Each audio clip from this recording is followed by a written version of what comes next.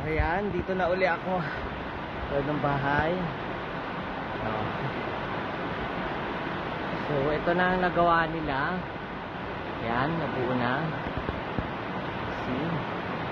Pasok tayo sa loob ng kwarto. So, lahat ng mga simento. Ayan. Ito na, nabuo na nila yung malaking kwarto.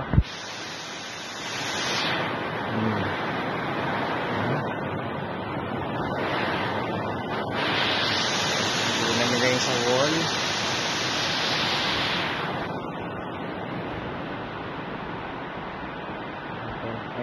Kaya kailangan finish talaga yung sa loob. Ayan. Ayan. Punta tayo sa kabila. Okay. Ito naman yung kabila. Ayan. Wall. Ito. Okay. Doon na yung wall ng dalawang kwarto. So may dalawang kwarto na. Buo na nila. So yun pa lang. Yun lang ang nagawa nila. Tsaka itong area na to. So ito pa yun. So now yun lang muna. Yun lang ang nagawa pa lang nila.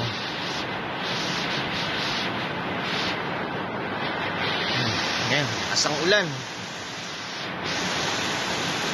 Asang ulan, busong na ako. So ano, uwi na agad kami.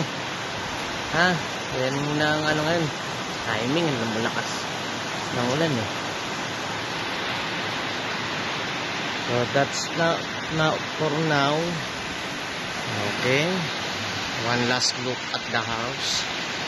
Yan na. Si farmhouse.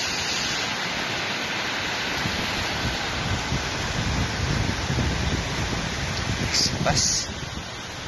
Yan. Akala na mabasa naman na ako. Yan. Dito ako sa labas ngayon. Papamulan. Okay na. Ayan na muna ang update ngayon. Okay.